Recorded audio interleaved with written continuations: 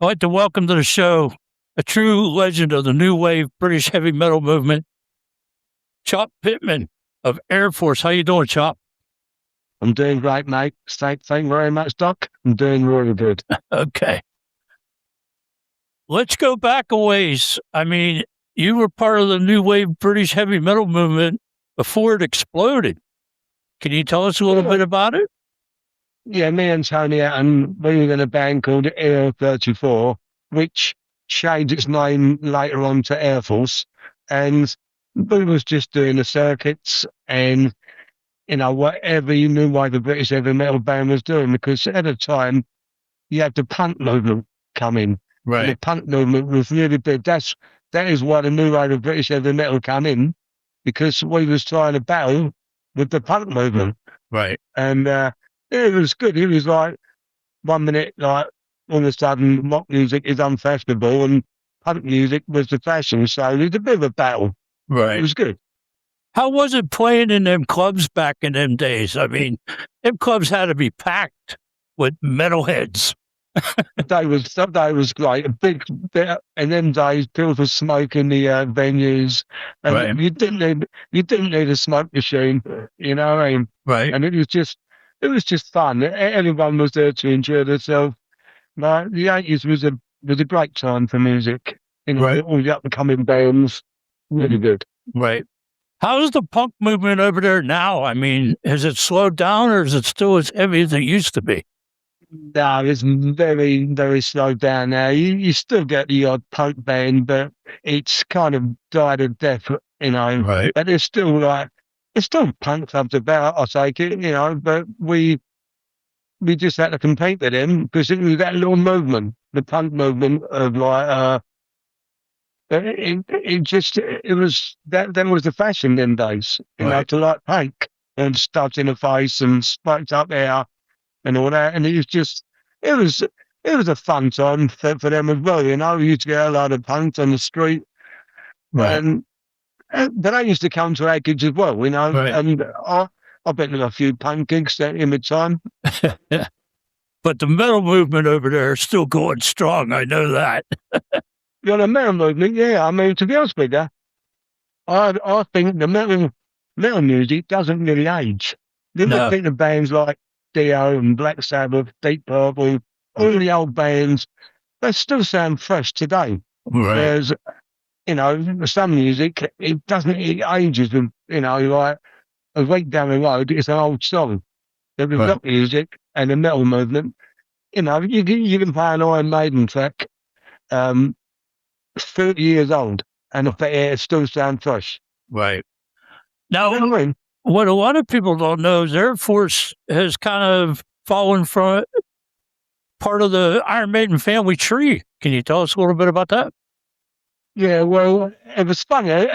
There's a little comment someone put on a few years ago. They said, if Iron Maiden and Judas Priest had a baby, it would be Airforce. And, it was just quite nice. But we did fall out of the Iron Maiden tree because Doug Samspon, our drummer, he played with Iron Maiden, I think from 1979, 1981. Right. He was an early drummer. And so we've always stayed friends with Iron Maiden because I worked with Steve years ago, so we've always been good friends. There's a legend that has it that you lent some gear to Steve Harris back in the day, and that's how you got met. Yeah, but I've still got the gear. And I've got Steve to sign it. Oh, did you? Awesome. Yeah, I've got him to like. So a lot of people can say, "Oh, this was used by Iron Maiden," but I've got the amp, the Marshall 100-watt Super Lead, Right. which he had no gear in the day. He had nothing. He had no gear. He lived with his nan. He lived in with his nan's house. He had a front room with his bed in, sets of drawers, and the wardrobe and a bass guitar. He had no amp. He had no cabs. So he blew him out of work, and he phoned up and he wanted to borrow some gear off me. So I went, yeah, that's no problem. And as I say, I've still got the gear, and it still works great. Very cool. Now let's go to the album Acts of Madness. I mean, you guys went through a lot trying to get that album out. That was a nightmare album. But we had the death of our producer, Mr. Pete Clayton. What a guy he was. And then we had the COVID to contend with, and it was just like you couldn't get to the studio. And then we lost a lot of tracks because when Pete died, a lot of the drum tracks and a lot of the ideas we had, they was all locked away in a hard drive. And when Pete died, no one knew the password, no one could get into it. You know, he died unexpectedly. It wasn't a slow death. I mean, he went to the hospital and they gave him 4 days to live. So it wasn't really, it lasted 11 days, but it was so quick. We didn't even think about asking the password for the hard drive. So we lost quite a lot of stuff. Right. Yeah, it was a hard time. For that COVID was a hard time for everybody, but right. I thought, well, it's definitely an awesome album. I mean, it's definitely awesome. Now, you guys just recently signed with Brave Words and dropped Strange World as a tribute. Right, yeah. And, I mean, you guys did it as a tribute to Paul Di'Anno. Yeah, we did it. Paul was a good friend of ours. I knew Paul before he even joined the Iron Maiden. I knew him years ago. And he's always had a great voice. And he was a bit of a punk. He was a bit of a punk singer first. He loved that more than rock music. Right. But then he had a great voice. And it was a shame that he died. So we wanted to do a tribute for him. And that's the song. Strange World is a song I've always loved.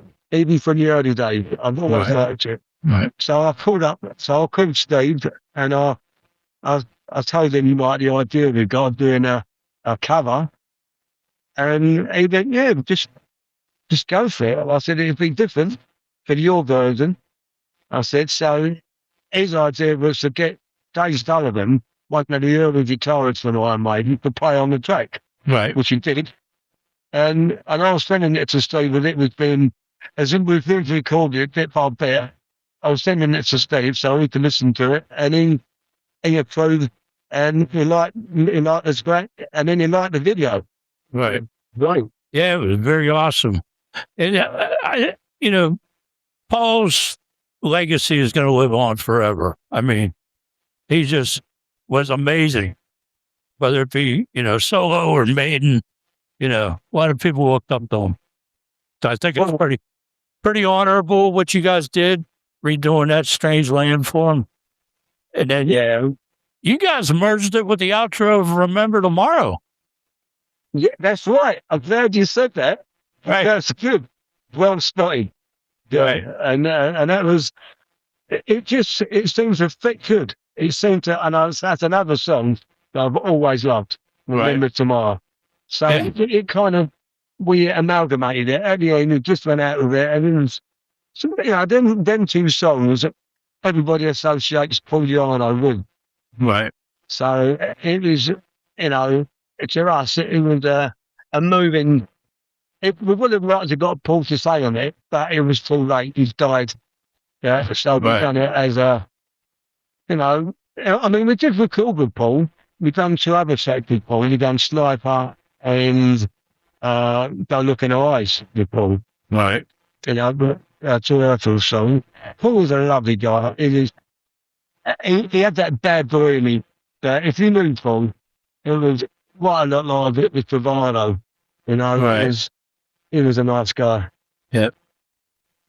So what's next for Airforce? I mean, is there a new album in the works or? Well, yeah. I mean, we're working on a new album now. We've already got about 6 of the tracks almost done, maybe 5. And we're just working on it. Because we didn't want to give the new album to the old record company. We didn't want to bend with them. We didn't want to be with that record company. So we, so when Brave Words took us on, right, which is good, so yeah, it's probably like a third of the way strong, maybe a little bit more to the album. Lino's doing a lot more writing now, right. And me, Tony and Doug, we just write the music in the studio, or we come down here in my studio, and we come up with ideas and send it to Leno, and it's going really well. Right. Now, your lead singer that you have in the band, was it Livo? You guys recruited him from Carts and Horses. He was doing an Iron Maiden tribute band. Yeah, that's a funny story, because what happens is my mates phoned me up the back going down to see an Iron Maiden tribute band. Right. I didn't really fancy it. I thought, not another Iron Maiden tribute band. It's, as you know, in England, there's loads of them. Right. What? But I thought, no, I will go. And that's what I was saying. I thought, what a great voice. So I spoke to him after the gig, and I said, would you like to audition like for Airforce? And he went, yeah. So we exchanged phone numbers and exchanged Facebook contacts and so on. And then we got in touch, and then he come down, and he auditioned first in London, and I flew in from Portugal.